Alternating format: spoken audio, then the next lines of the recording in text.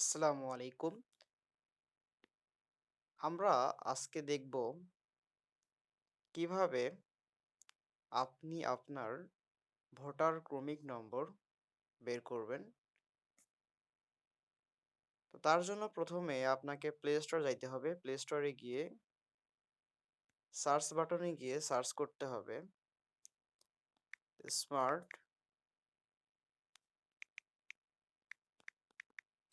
Election management BD. এটা লিখে search করলে ঠিক এরকম দেখাবে। যেহেতু আমার ইনস্টল করা রয়েছে, এজন্য আমি ওপেনে ক্লিক করব। আর আপনাদের ইনস্টল করা না থাকলে আপনারা ইনস্টল করে ওপেনে ক্লিক করবেন। এরপর আমি যদি ওপেন করি,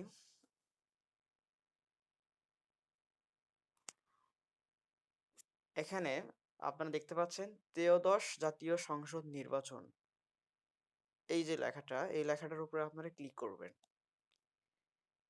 ক্লিক করে ঠিক নিচের দিকে, আপনাদের স্ক্রিনের ঠিক নিচের দিকে দেখবেন নির্বাচনের বিস্তারিত, পূর্ববর্তী নির্বাচন সমূহ, তারপরে দেখবেন একটা অপশন আছে যে ভোট কেন্দ্র খুঁজুন।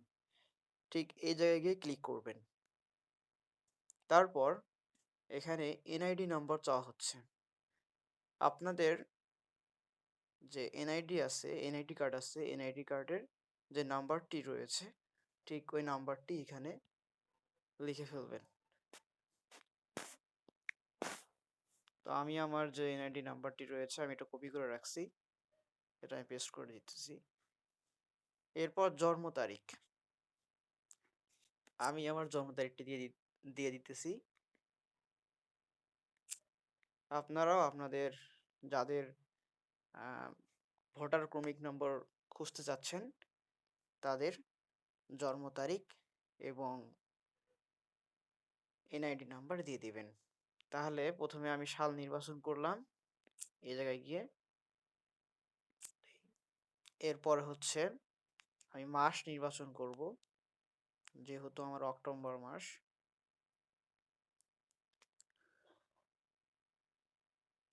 এরপর তারিখ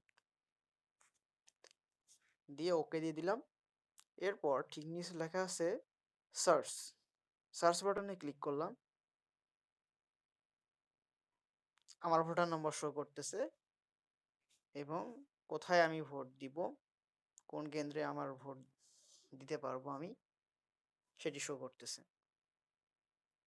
এভাবে আপনারা আপনাদের আত্মীয় স্বজন এবং অন্যান্যদের এবং নিজেদের ভোটার এনআইডি নম্বর ব্যবহার করে এবং জন্ম তারিখ এবং সাল মাস ব্যবহার করে আপনারা আপনাদের নিজেদের এবং অন্যান্যদের ভোটিং ক্রমিক নম্বর বের করতে পারবেন।